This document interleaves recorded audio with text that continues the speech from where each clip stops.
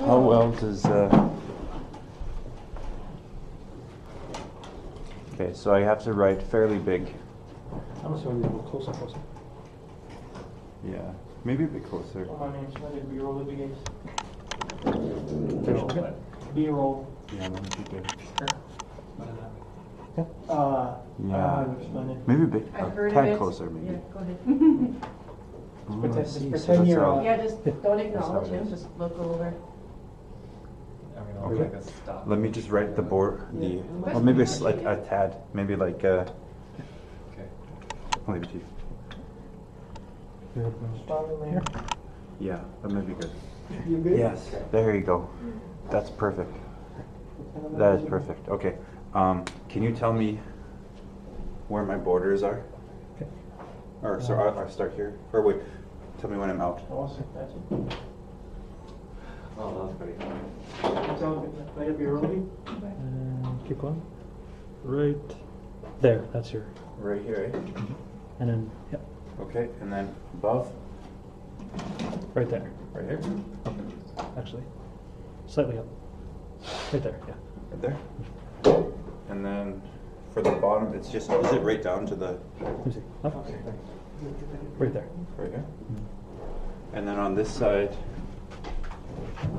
Where that rope is. So the rope is right there. So to extrapolate this over, it's like there.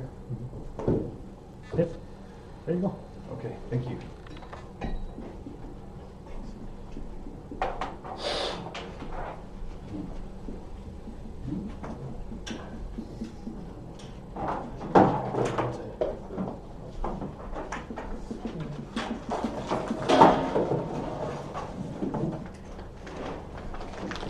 Yeah, you're on already. Already? Oh, is that already live?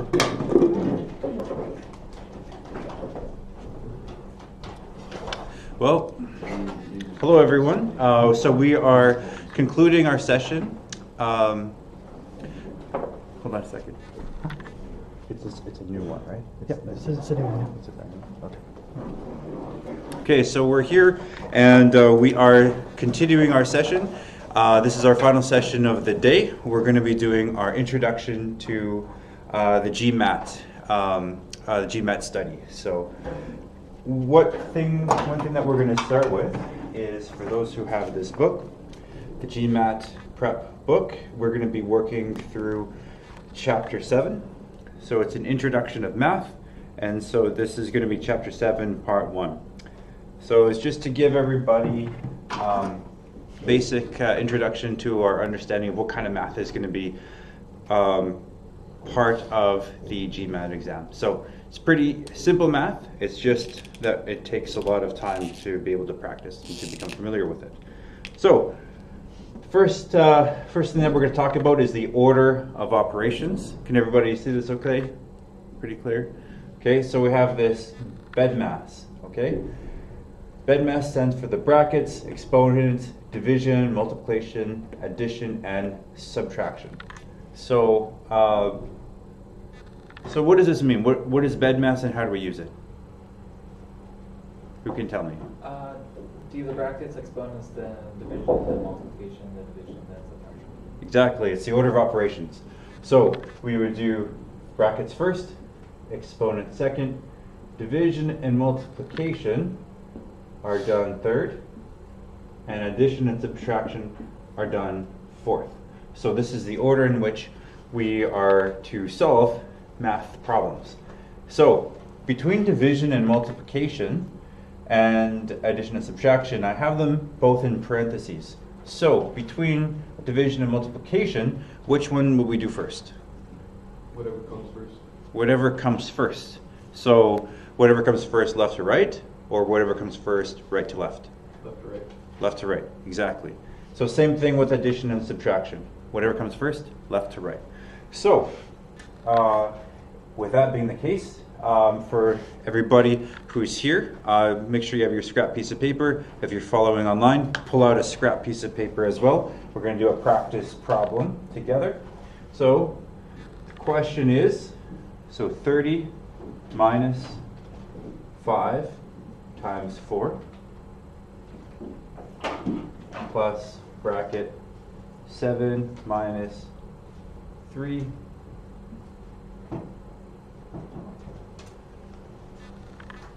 squared divided by 8. Okay, so what is the solution to this problem? It's 30 minus 5 times 4 plus bracket 7 minus 3 squared divided by 8. So I'll give you guys maybe 2 minutes to work it out on your papers, and then we'll go over the example together. 2 minutes.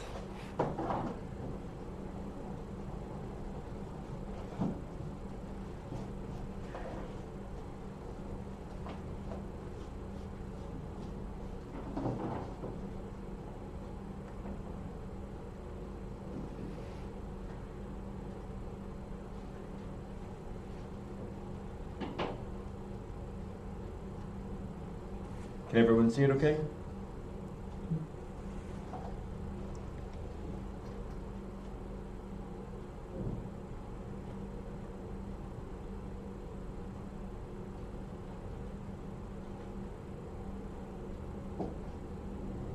Okay, is anyone done?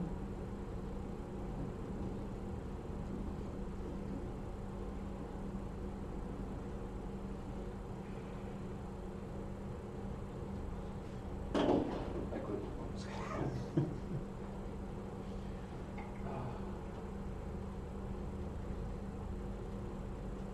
Okay, we just give a bit more time.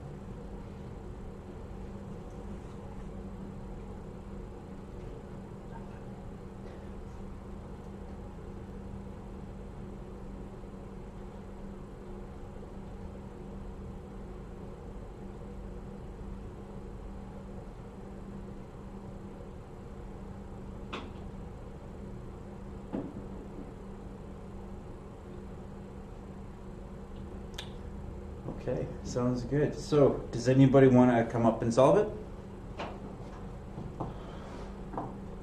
Anyone feel confident to do it? Yes. All right. Yay. Give him a hand, guys. All right. Mike Muniz, what is the solution? Walk us through each step. Okay. What did you do first? So I did this. Brackets first? 4, so that would be 4 squared. Yeah. So that leaves me with this times 5, take away 3, then I did this.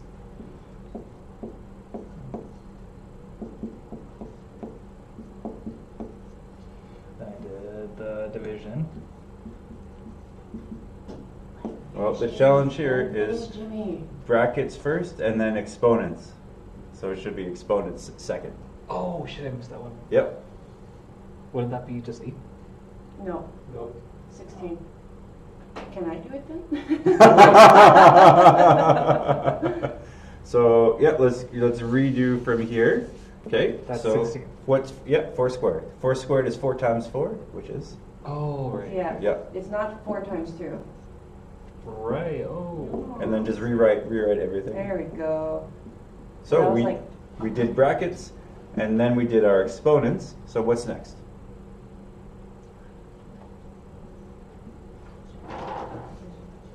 Yeah, good. Okay, and next?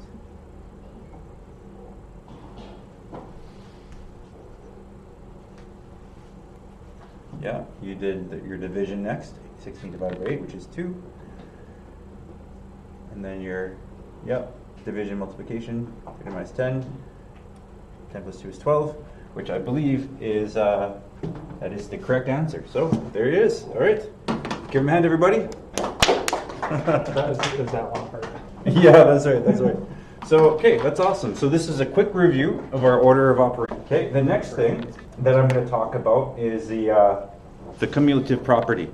And so when you're adding and dividing, when you're adding and multiplying, it doesn't really matter what order you do. I'll just spell it out. So, for example, 5 times 8, that is a terrible 5. That's a terrible 5. So 5 times 8, this is exactly the same as saying 8 times 5, right? The order in which you multiply things does not matter. If I was to go 4 plus 2, it's exactly the same as 2 plus 4. So this is what's called the cumulative property. So as you're solving problems, you'll need to move things around, and you need to know how things can move around. So as a quick test, 5 times 8, what is it? 40. 8 times 5. When you're adding and dividing and multiplying, it doesn't matter. So when it comes to division, though, 5 divided by 8 and 8 divided by 5. Are these the same? These are different. Same thing, 4 minus 2 and 2 minus 4. Are they the same? They're different. So the cumulative property only applies to multiplication and addition, does not apply to division and subtraction. So it might seem simple, but as you start working through your GMAT questions, you're going to need to move things around. So this is a quick refresher to remember, the way that these properties work together. Okay. The next that we're going to be talking about is the associative property. So the associative property is basically looking at parentheses. So if we have A plus B plus C, so this because we're using addition, the parentheses can be moved around. So this is exactly the same way as saying A plus B in parentheses plus C is the same as saying A plus B plus C. So you can move those brackets around when there's addition beside all the terms. So the same thing holds true if you're multiplying. So if it was A times B times C, that is the same way as saying A times B times C in your parentheses. So these can be moved around the same. Now, another way, so what you're also going to see in your GMAT questions is sometimes when you have parentheses involved, you won't see the multiplication sign. So you may see something like A times B in parentheses with the C right beside it. When the C is right beside it, and there's no multiplication sign, the multiplication is assumed. Same thing as writing this way. And even when you're using integers like we are here, you could also further remove them to say ABC is equal to ABC, kind of a thing. So as you further I just quickly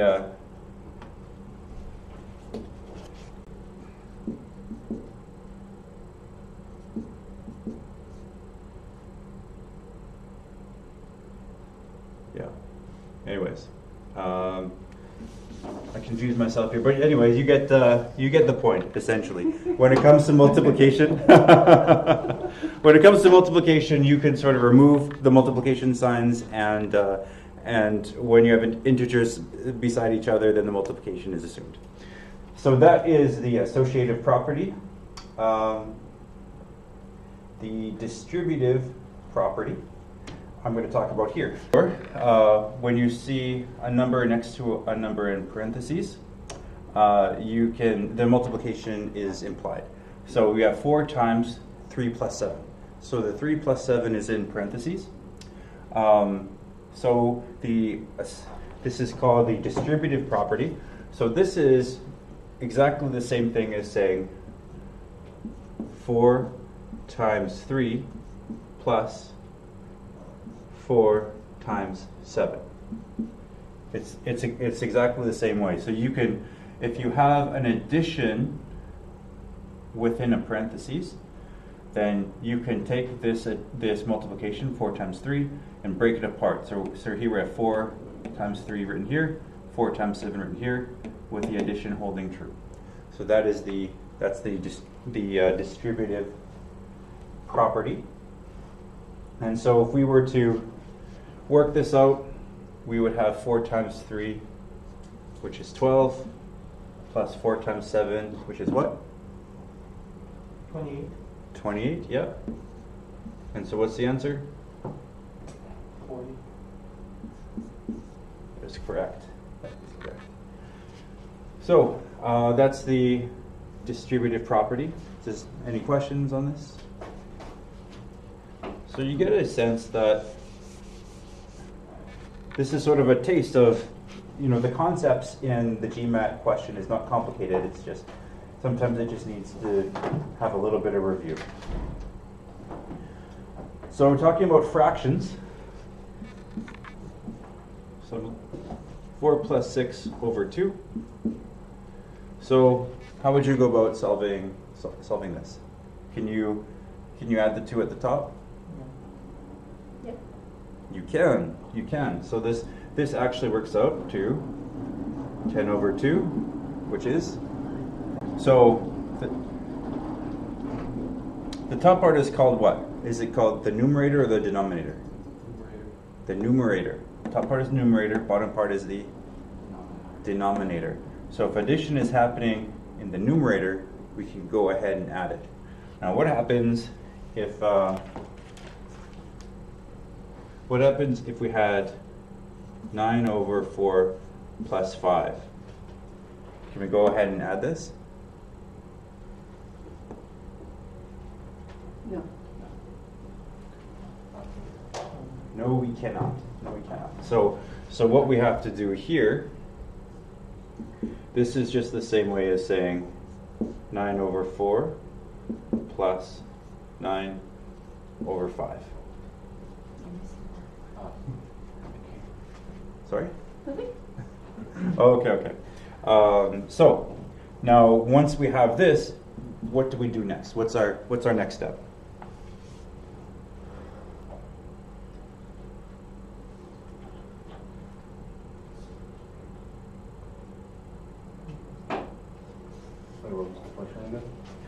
In order to solve this, this is sort of so in order to solve this, you need to make sure that the denominators are the same. So in order to make sure that these are the same, you have to make sure you have to be able to convert your fractions. So I'm going to talk about the method called the lowest common denominator.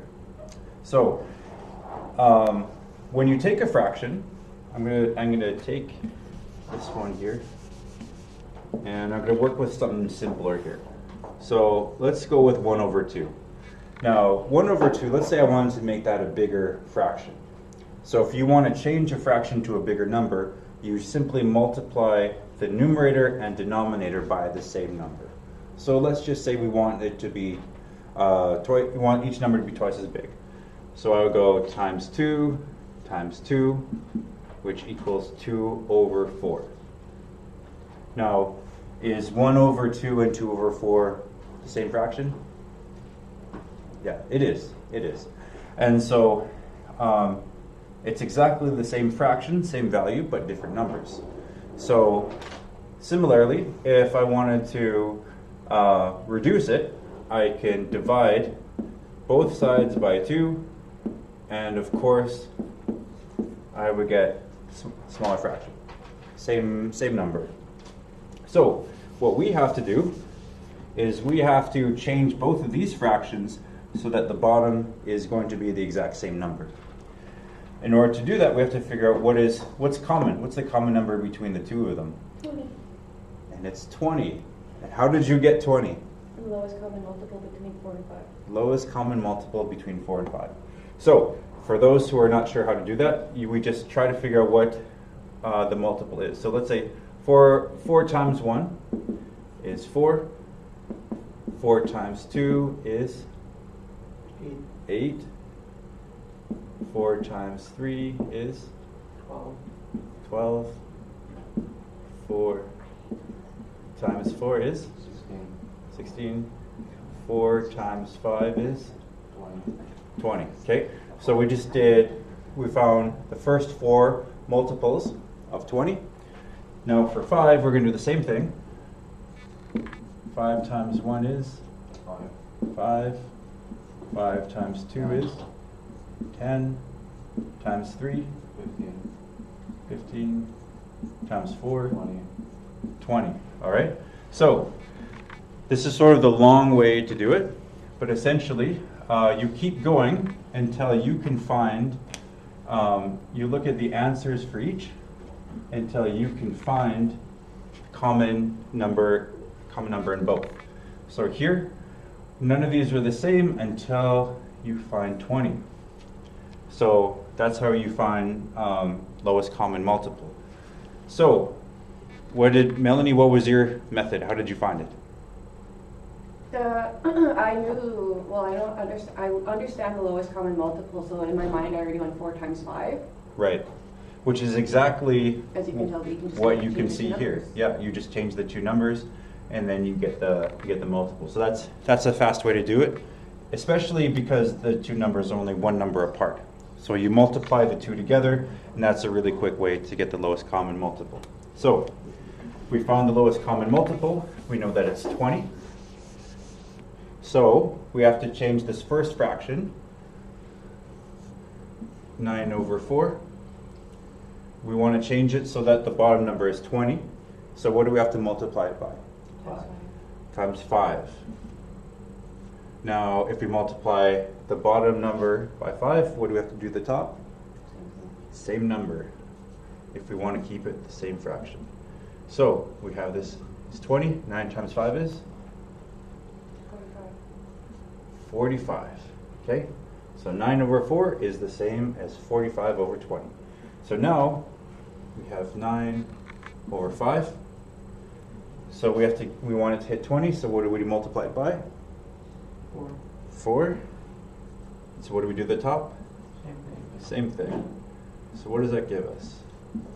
20 on the bottom and on the top?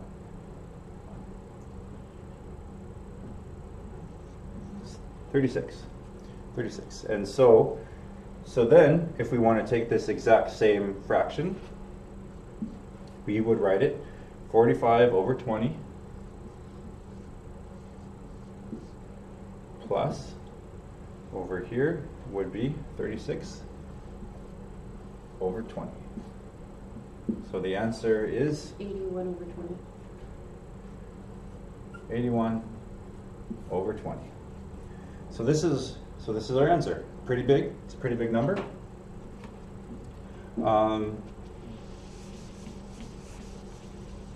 But yeah, that's how it's solved. You just find the lowest common multiple and work your way down.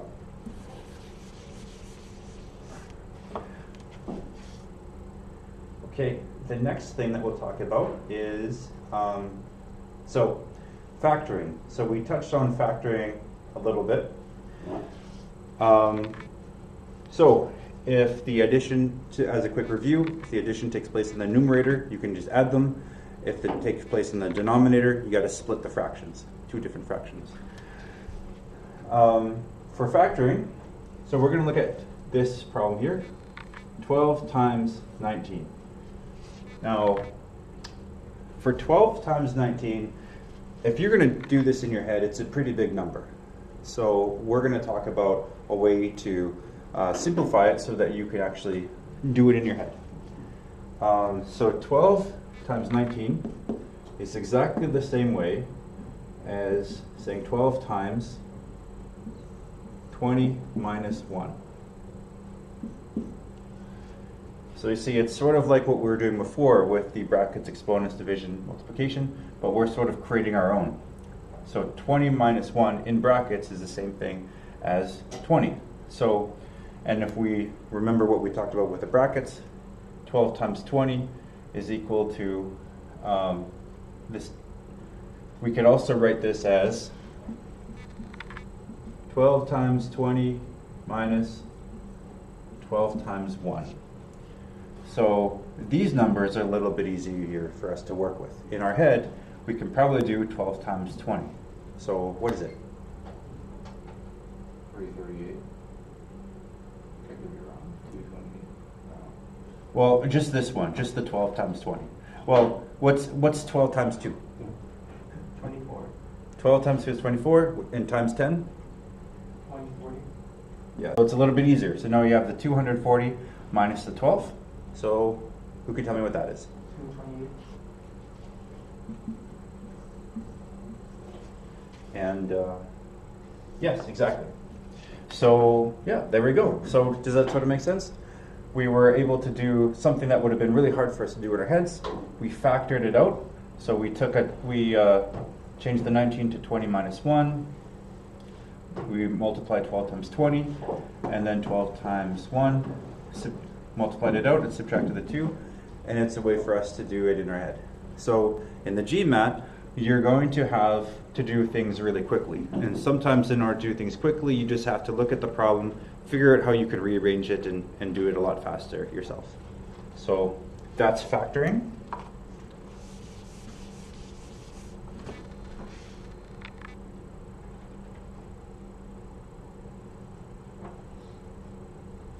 Okay, another way to do factoring is if we have 9 plus 18 plus 27 plus 36. Okay, so here's another one that will be hard to do in your head, but what do you notice about all these numbers? Divisible by 9. All of them are divisible by 9. So if we were to factor out 9, how would that look?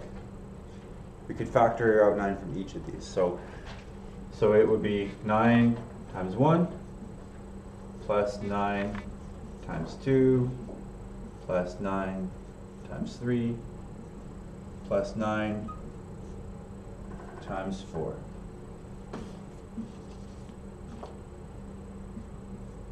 Okay, so that's how it looked. This is how it looks in its factored form. 9 times 1 times 2 times 3 times 4. So it's exactly the same problem. You've just factored it out so that the numbers are easier to work with. So another thing that we can do with these is we can combine the factors. So if you remember what we talked about with our the different properties, this is exactly as saying 9 times 1 plus 2 plus 3 plus 4.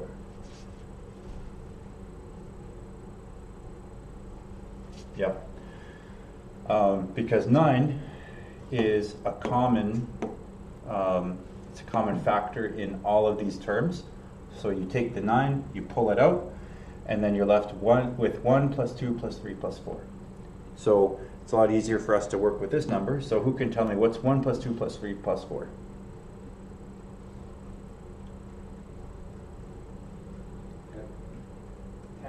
Yes.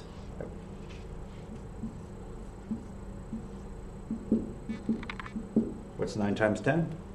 90. 90. Right. So there you go. So you can see that it is a much simpler way for us to be able to do this multiplication. So when you first look at this, it seems like it's complicated. It would be really hard to do this in our heads. But if we can pull out the factors, all of a sudden we can pull it into a form where we can easily do in our head. So again, GMAT is about finding these patterns and finding these creative ways to solve complex problems quickly.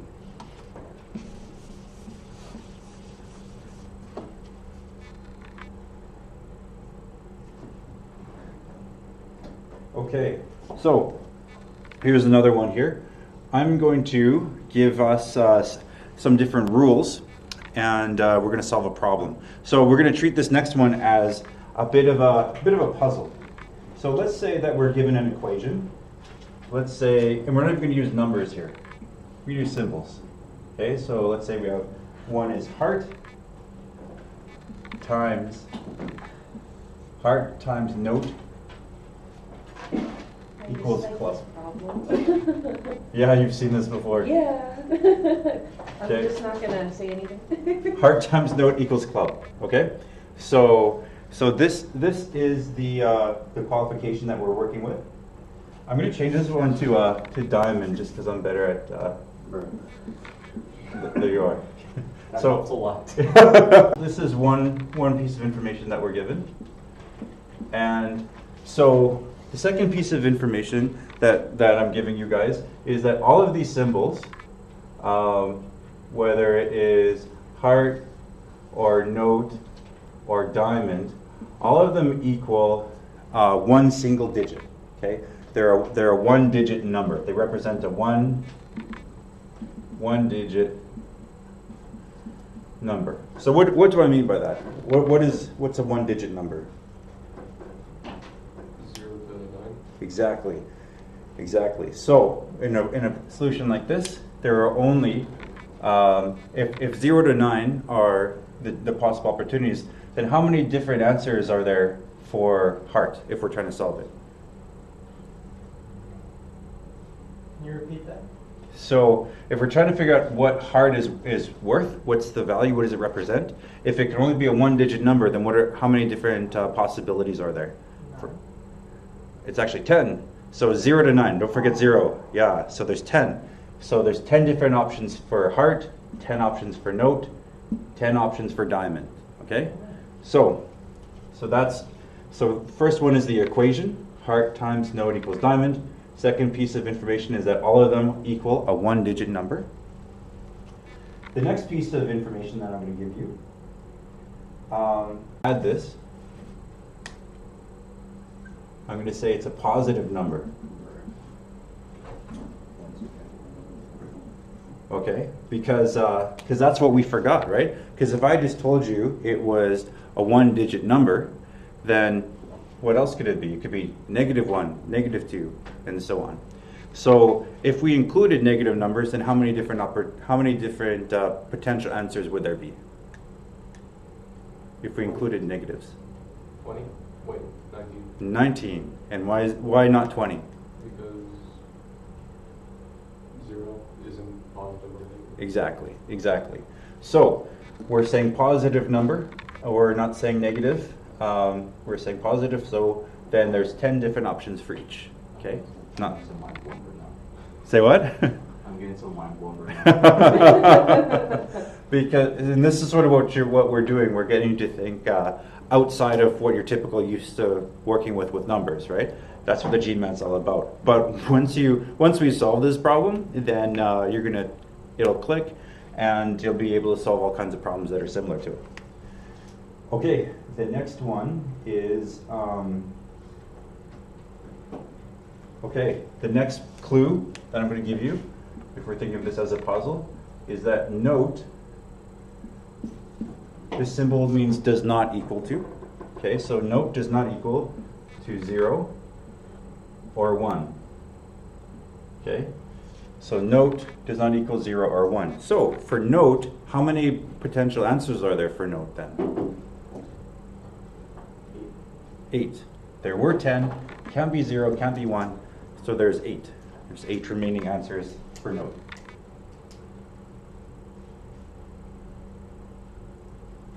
Okay, last piece of information is that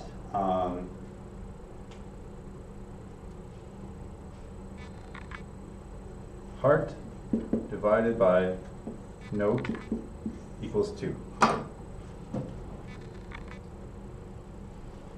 Okay, heart divided by note equals 2. So here we know that heart times note equals diamond.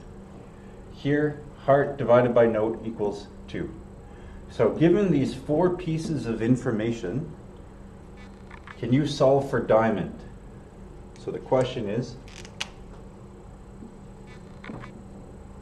what is the value of diamond? Okay, so I'm going to give you guys a minute using these 4 pieces of information. Try to solve the value of diamond. Give you guys 1 minute to work on it. Those who are watching online, pull out your papers as well. You guys have one minute.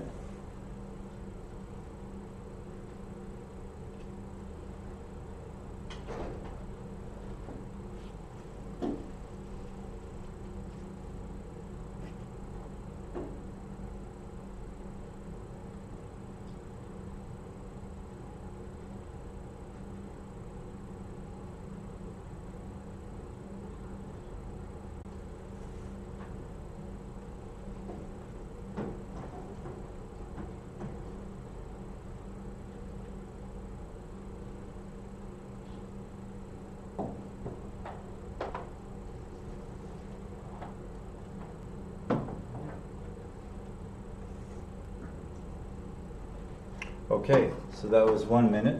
Does anybody have any ideas? 32. Sorry? 32? 32? So the value of diamond is 32? Yes. Okay, does anybody see any problem with that? It's supposed to be a one-digit positive number. Yeah, that's it. Oh. Yeah. So all of these, including diamond, is a one-digit positive number. It's a good guess.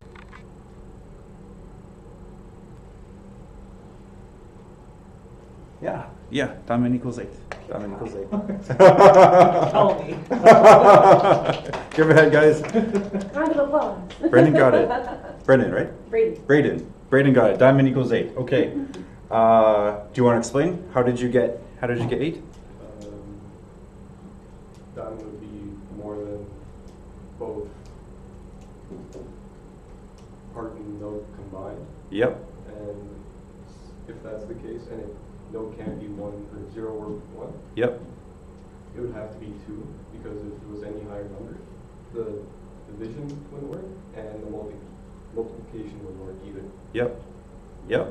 That's exactly it. That's exactly it, guys. Give me a hand again. That's good. So I'll explain it just for everybody. So the first thing that we're going to look at is, so we know that heart divided by note equals 2. Okay, so here we have a concrete number that's given to us. Back from 2 to figure out the value of heart and the other things. So the first thing that he did is he started with note, and he said, okay, so note cannot equal 0 or 1. So he says, well, if our limiting factor has to be a positive one-digit number, then let's not start on the high end, let's start on the low end first. Let's start with our small numbers. So the next possible number could be 2. So he says, okay, well, let's try 2, okay? So let's make a guess that 2 equals note. So if you did that, let's try to then find the value of heart. So he said, okay, so heart divided by note equals 2. So that means heart divided by 2 equals 2. So from here you just rearrange to solve for heart. So you multiply both sides by 2. So we have heart equals 2 times 2. Heart equals 4. Okay, so he solved for heart, hypothetically. Then you go back to this equation to solve for diamond. So we have heart times note equals diamond. So here we solve for heart. So we have 4 times 2, which we're just guessing that it's 2, equals 8.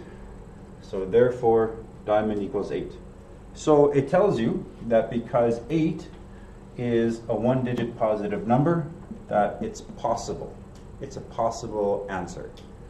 So let's go ahead and check another answer. Let's say that note was 3. If note was 3,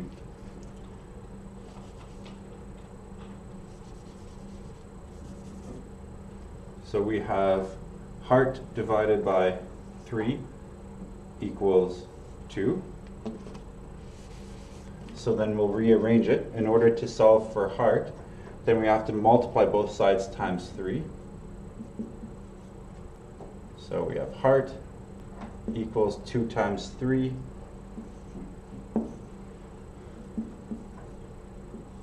Heart is then equal to 6.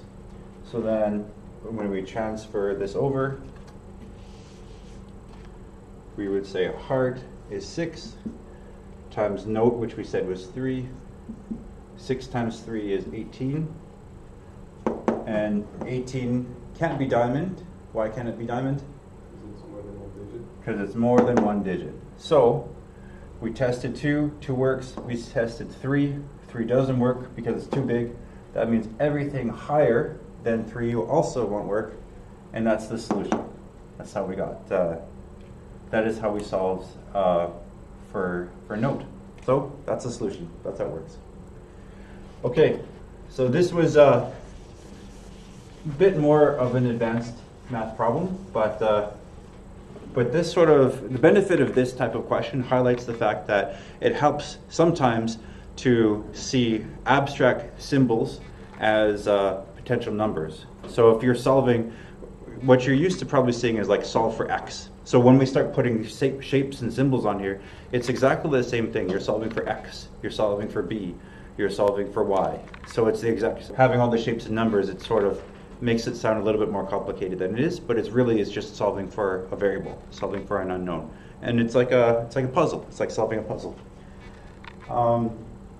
Okay, so we're going to do some practice drills together. Yeah, are there any questions on anything that's covered so far? That was the first time I seen the symbol. Yeah. Okay. Cool. Well, good. So we're gonna do some practice drills. So the first one that I'm gonna give you is 3 plus 4, 1 plus 5.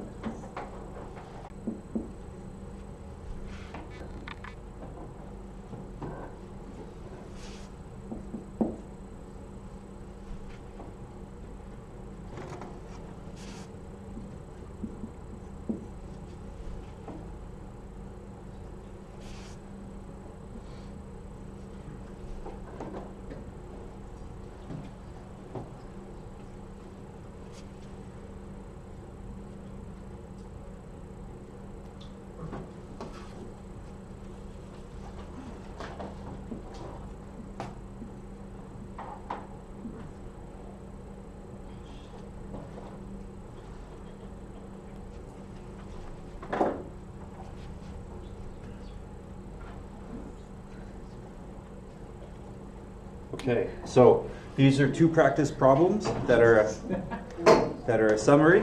So I'll give you guys maybe a minute for the first one, and we'll solve it together. Those of you solving online as well too with your practice papers, it's 3 plus 4 times 1 plus 5 in parentheses, all of this over 9. So solve that. Second question is going to be 5 minus 3 plus 7 times parentheses 3 plus 1 minus 13 times 3 plus 2, close parentheses. So tackle that one. This one first.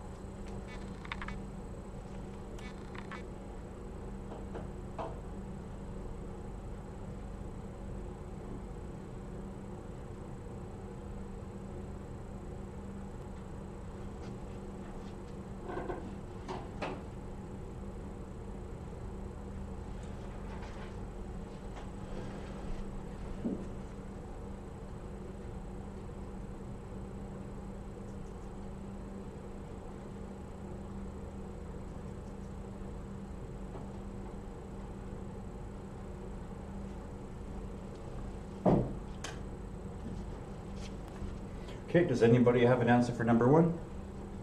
27 over 9. You got 27 over 9? Okay. Okay, anyone else? Any other numbers? What's this? The answer for number 1. 3. Okay, so 27 over 9. What's 27 divided by 9? 3. 3. There you go. So you just had one more step. Yeah. So, okay, so we'll work this up together. So using our order of operations, what do we do first? We do brackets. Yeah, so this becomes 3 plus 4 times 1 plus 5, which is 6. All of this over 9. So the next becomes, exponents, which we don't have, division, multiplication. So we'll multiply here. So it's 3 plus 4 times 6 is 24. All of this over 9. So we have 27 over 9. And 27 divided by 9 is 3. Uh, Okay. Any, yeah, does everyone see that?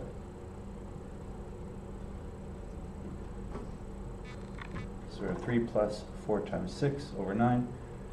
That gives us 3 plus 24 over 9. 27 divided by 9 is 3. Okay, so we're going to go over this next one then. I'll give you guys about a minute or so.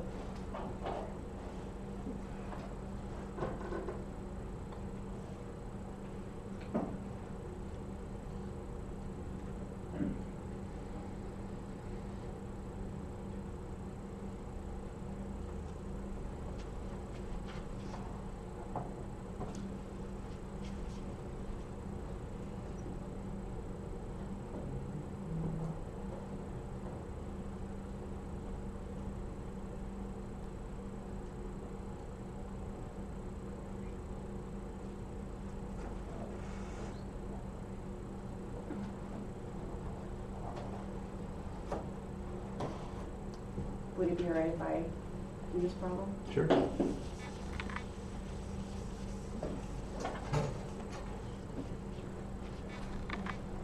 Whenever they're ready. Does everyone have any answers? Tell me what you got. Give it another minute or so. Or if you have it, just say it. Because Michael's still working it out, so let's just give him some Okay, time. okay. I still see Okay, I see pen- my Pen and okay. paper still touching one another with these guys. Okay, that sounds good. That's good. Let me know if I'm wrong. No, I'm kidding.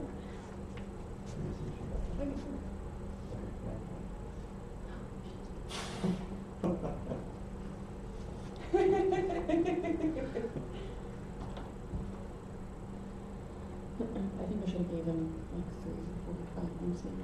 Yeah, it's a longer one. Yeah.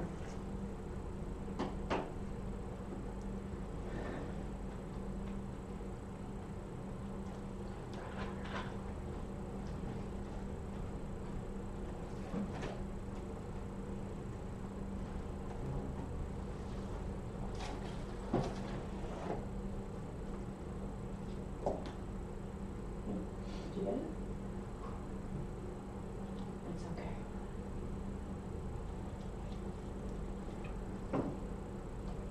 How about you, Michael? You got 4.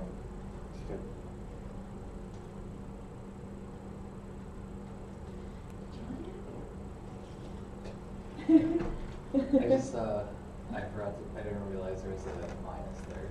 Yeah, that's the thing. I think I'll just do them one at a time going forward, just so we have more space. Yeah, that's what I was gonna say. Okay, all right. So we'll jump in. Anyone else want to share their number? I'm gonna write it over here a bit better while you continue doing that. Sounds good. Anybody want to share what they got? No? Shaking head no. I lost so bad.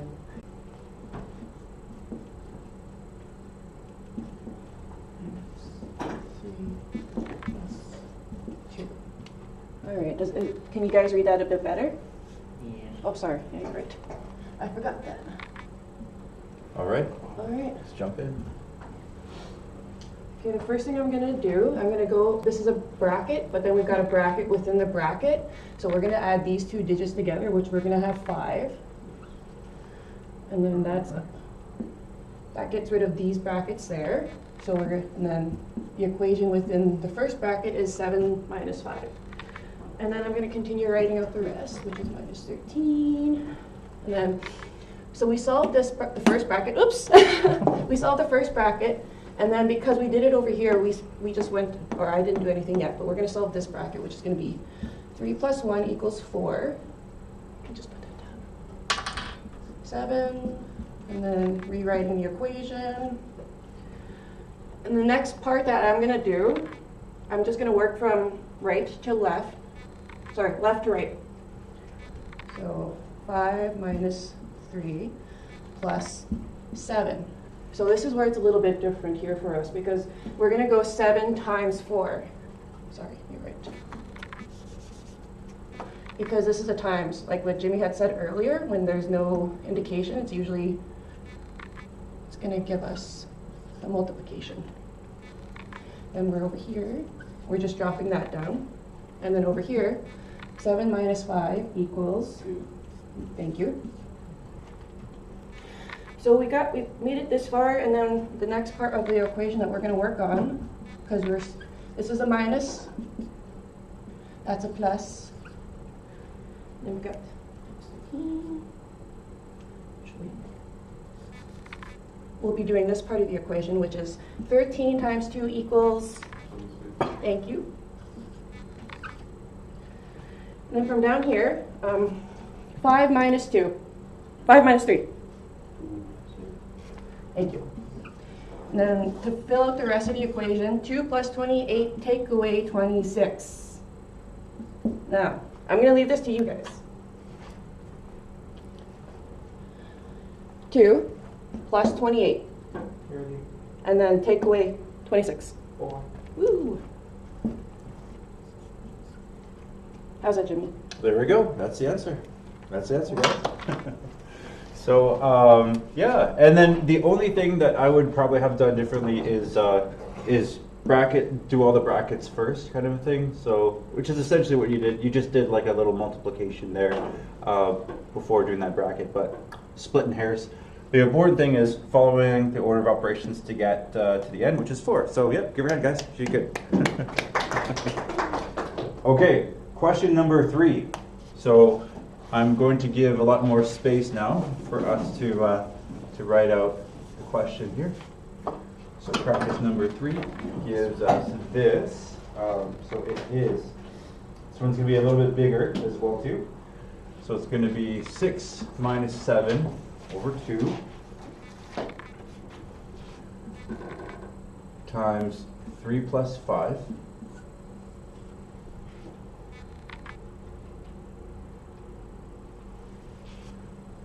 plus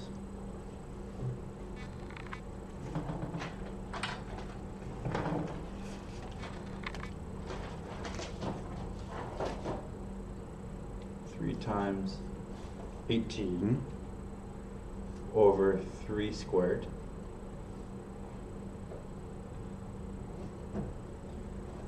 minus 4 squared over 2 minus 3 times negative 3.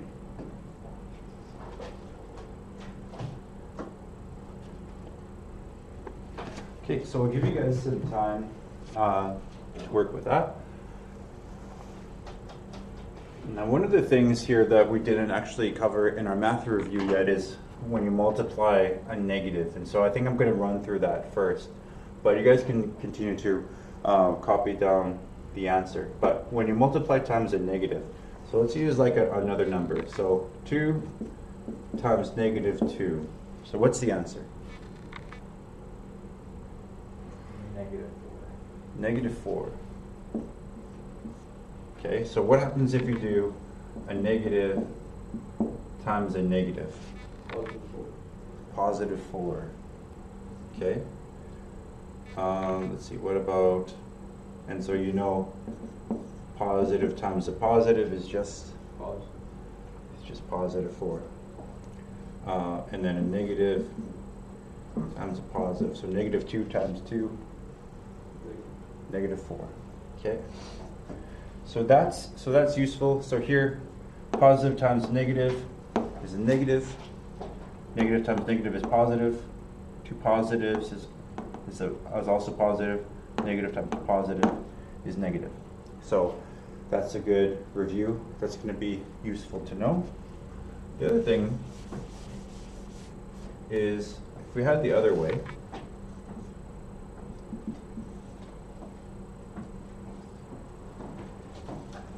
so we have positive divided by positive, it's a positive.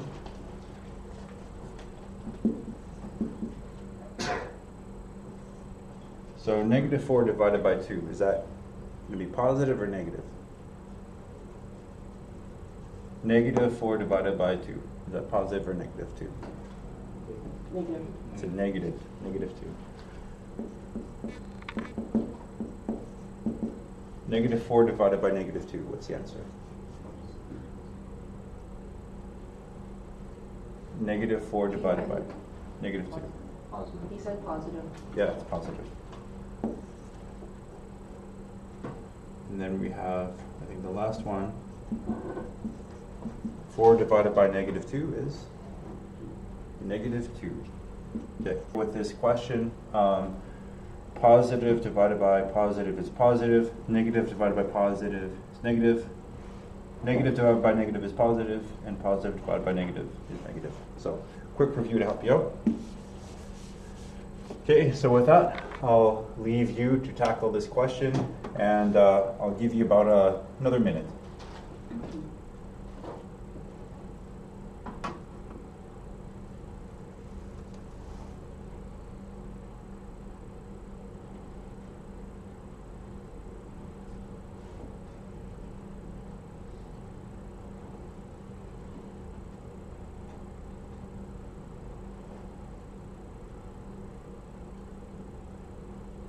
Who's playing Jeopardy music?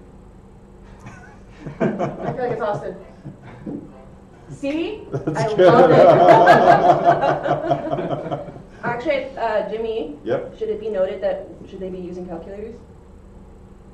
For practice, you can, but you kind of want to avoid it. Yeah, It's just- I noticed Michael using it, so try and ease your way out of using a calculator. for Did you this. see? As soon as you mentioned that, Adam just dropped his phone on the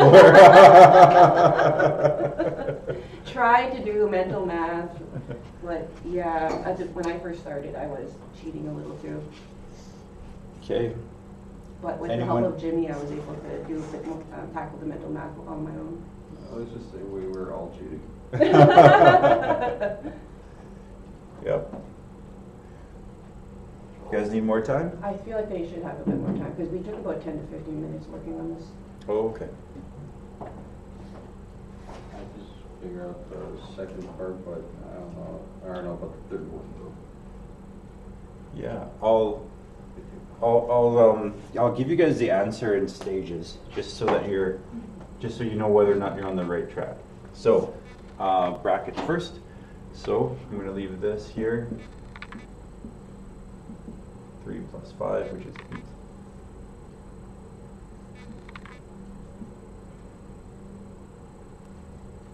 So this one's interesting because you have an exponent in there. Mm-hmm. So I'm going to I'll put a little space in here so you can see what I did. So that's 18 over 9 is what that is. So the 18 over 3 squared is 9.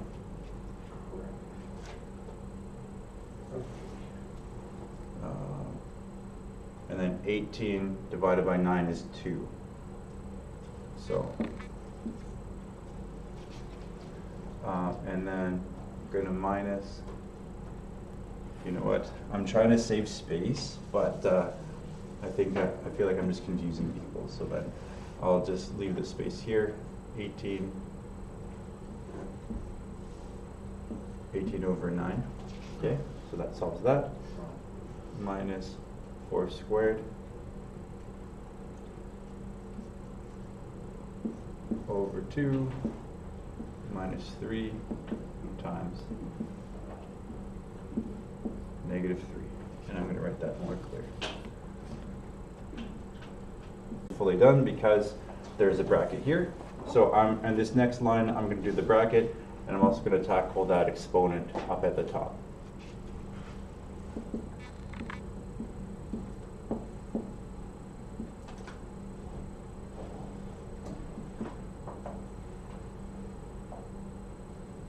Divided by 9 is 2. 4 to the power of 2 is 16 over 2 minus 3 times negative 3. Okay. Everyone get here so far? Okay, so I'll give you some time.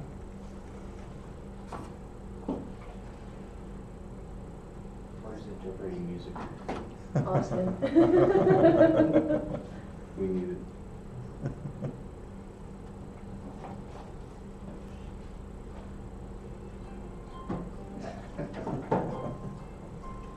That was so faint and so funny.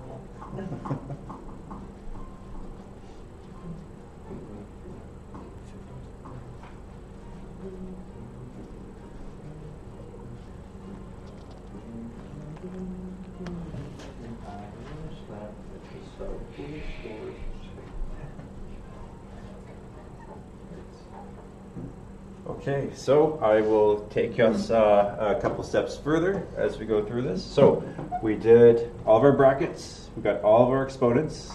So what's next? Division and multiplication. Okay, so here we have division here.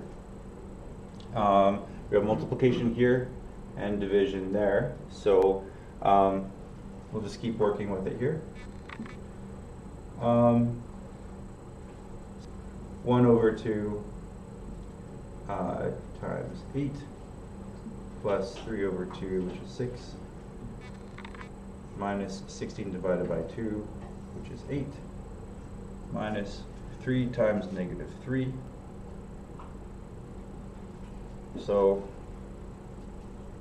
this is actually going to be a positive 9 because you're minusing a positive is the same thing as adding a negative. So this is negative 3 times negative 3. So this will be a plus 9. Look quite a bit easier. So for the next one here, we're going to have negative a half times 8. So this is basically saying half of 8, or 8 divided by 2. So negative half times 8 is negative 4 plus 6 minus 8 plus 9. Negative 4 plus 6 is 2 minus 8 plus 9. And so this gives us negative 6 plus 9, which gives us 3, which is right. Okay. Yep. Does this make sense? Yeah. So did anybody get a different number than 3? I couldn't make it fast because I was just like, I'm not gonna get it right. So how far did you make it? Where that negative divided by 2. I was just like, Negative 1 divided by 2? yeah. And then I just like, and then I wouldn't have figured that, 3, I wouldn't have figured that out. Oh, okay. Good. Did anyone else get stuck anywhere else? Everywhere. Everywhere. Everywhere. Good. Any other points? How far? Just taking it, this is pretty much a refresher. How far did you make it? It's pretty much a refresher for her. Negative 1 divided by 2. The negative 1 divided by 2. Yeah. Yeah, I got stuck there my first time too. Good. So it looks like we have 2 points that were stuck. Is these 3 right here? So yeah, and it just goes to showing. Here you have negative 1 divided by 2, but it's also a half, right? It's a negative a half, and one of the key things is just getting familiar with negatives, like negatives and positives. So if you were to get down here, negative 4 plus 6, what is negative 4 plus 6? 2, right? So just being familiar with like how to add negatives and positives is a good review. Like just off the top of your head, some quick mental math. What's negative 3 plus 3? 0. Yeah. What is negative 10 plus 2? 8. Negative 8. Yeah, negative 8. Yeah, exactly. What's negative a half plus negative a half? Negative half plus negative half. Yeah. 0. Yeah. So here, negative a half plus negative half. So just getting used to sort of seeing things like that, right? You're adding these negatives. So it might be easier, I don't know, to put these in parentheses so you can see. So you're negative half plus negative a half. So what's the solution? What's the Actually, answer? you should write it down just a little different, just so that they have a better understanding. Yeah. So this is what I did, is that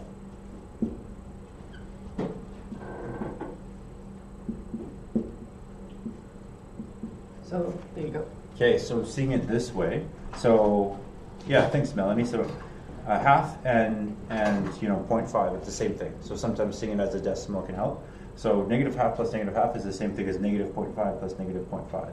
So what's negative 0.5 plus negative 0.5? It's 1, right? Positive or negative? Negative. Yeah, negative 1. So same thing here. If you add negative a half plus negative half, that's also saying negative 1 plus 1 over 2, which is the same as saying negative 2 over 2, which is negative 1, kind of a thing. So it's just like, sometimes part of the review is just seeing the relationships between all these numbers, kind of thing. Okay. So that's the half over here, and then negative 3 times 3. Yeah, so if we just do a quick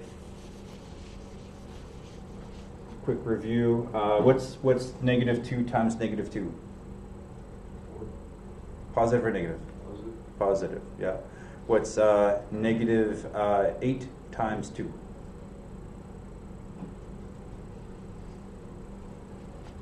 So negative 8 times 2.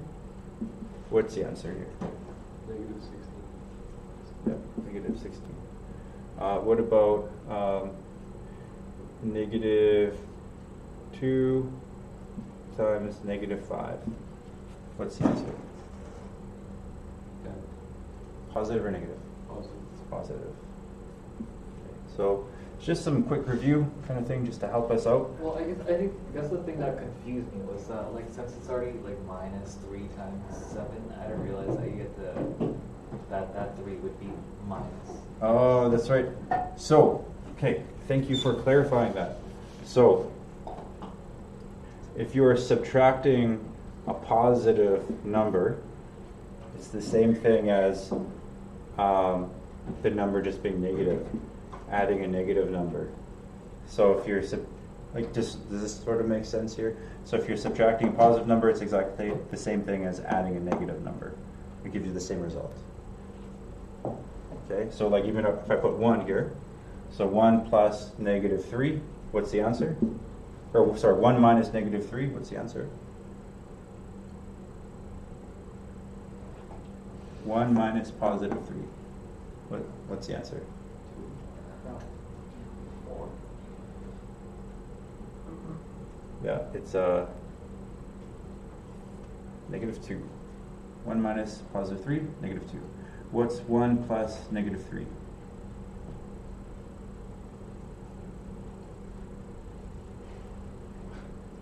I think it's just late in the day kind of thing. It's also negative 2.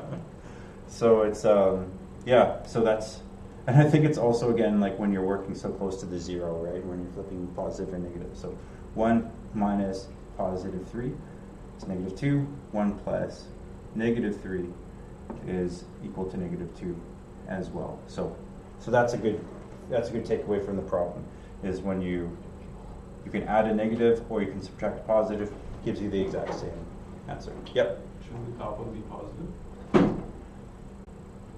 Shouldn't the top one be positive? You're making me question myself here. That's basically the same thing as just being 1 big 2. Yeah, you're making me question myself here. It would be positive if it was 1 minus negative 3. So, yeah. Yeah. 1 minus negative 3 is the same thing as saying 1 plus 3, both of which the answer is 4. So yeah, it's a good question though. It's a good question.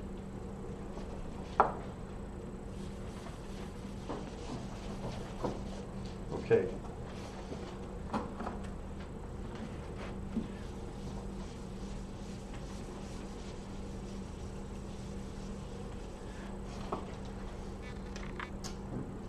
Okay, we have another question on here. Are you guys up for one more? Yep. Okay. This will be our final one here. Final question. So it is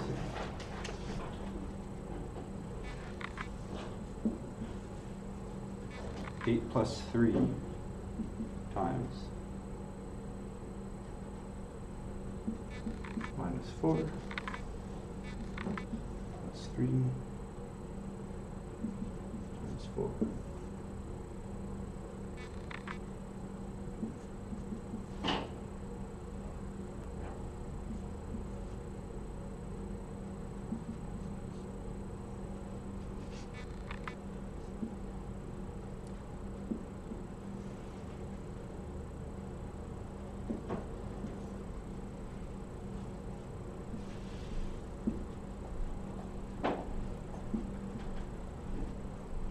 So here we have 8 plus 3.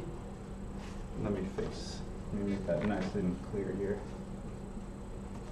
8 plus 3 times, all of this is negative 4 plus 3 times 4. All of that over top 7 plus 2 times 3 plus 11. Plus negative 3 times 5 minus negative 1. So helpful that we did a bit of that review on positive and negatives. So negative, it's the same thing as just adding a positive. So yeah, so I'll give you guys a couple of minutes to work on that.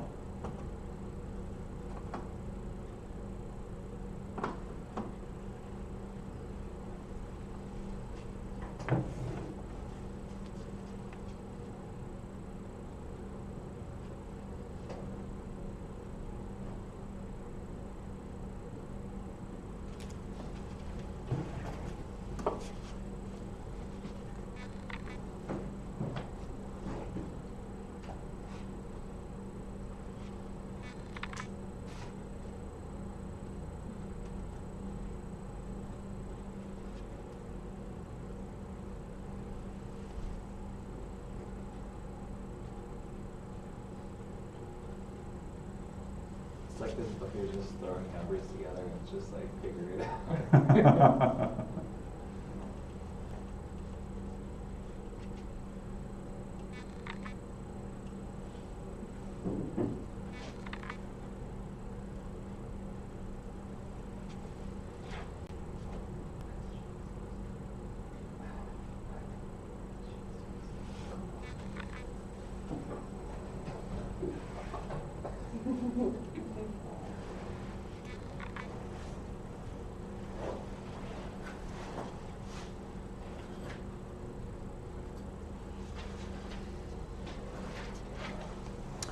Okay, I'm going to take us on sort of the first walk through of this. So brackets, so we have brackets over here, so we'll tackle those first. So here we have 5 minus negative 1. So what's 5 minus negative 1?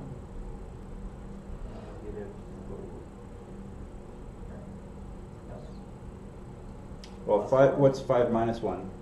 Oh, duh. 5 minus 1 is 4. So that's minus positive 1. So what's 5 minus negative 1? Wait. So we know, so I know it's just late in the day. Okay, so we know that 5 minus 1 is 4. Okay, so then we have 5 minus negative 1. So here you went down 1, right? You're subtracting 1. So 5 minus negative 1 going the other way, right? Yeah, this is positive 4 for this one. Positive 4. So 5 minus negative 1. Going up 1 or down 1?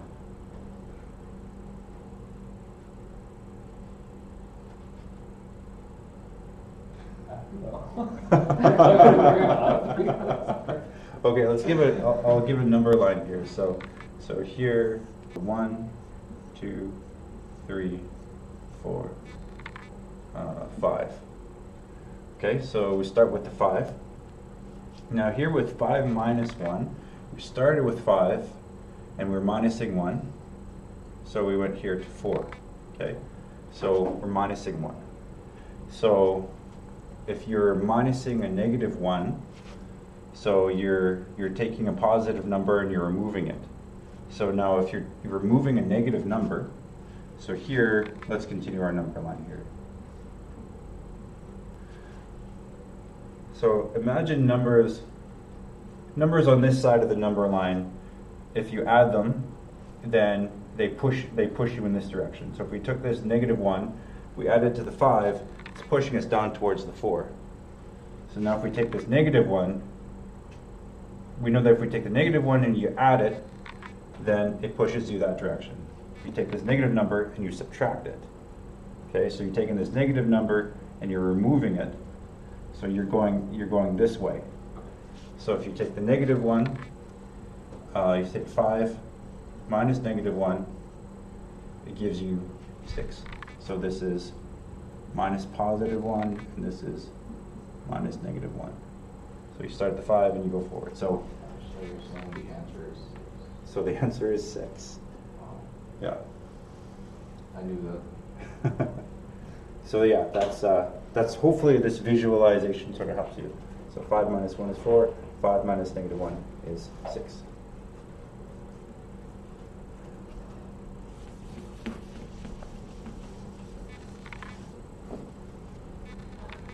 Okay, so that leaves us with this here.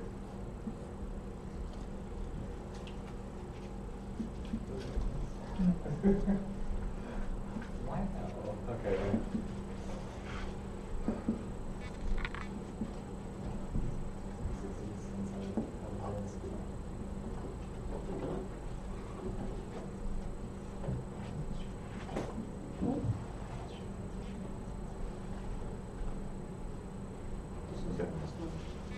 So then, so that solves that. So now we're going to do the multiplication. So multiplying this out, this is -3 times 6. What's -3 times 6? It's 18. So plus -18. So if we're going to continue on, we have 8 plus 3 times. Up here we have some multiplication, so we have -4 plus 12 over 7 plus 2 times 3, which is 6, plus 11. All this is plus -18, which we could simplify to just say -18. And then so we have this this fraction that we got to get rid of. So we have 8 plus 3 times -4 plus 12. So what's -4 plus 12? 8. Yep, it's 8. Good. Positive 8 over. What's 7 plus 6 plus 11? 24. Minus 18. Okay, so we have a division left over here. Oh, I think get the answer right for.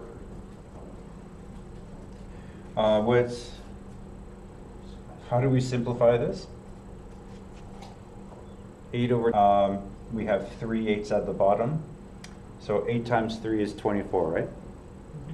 So then if we divide the top by 8, we can also divide the bottom by 8. So that gives us 1 over 3 minus 18. So then we have our multiplication here. So we have 3 times 1 over 3, which is basically 3 times 1 over 3. So you can cross out these two. These two can cross out because this is basically like saying 3 over 1 times 1 over 3. So, which will equal 3 over 3. So they sort of cross each other out. So this is 8. 8 plus 1 minus 18, which gives you 9 minus 18, which gives you -9. Okay, Make sense? Sure. Very proud. Yes. Yep. Okay. Did anyone any points that you guys got stuck on? All right. There's no freehand, that's fine. So- This thing's perfect. Yeah, that's right. So anyway, so this is our first practice attempt.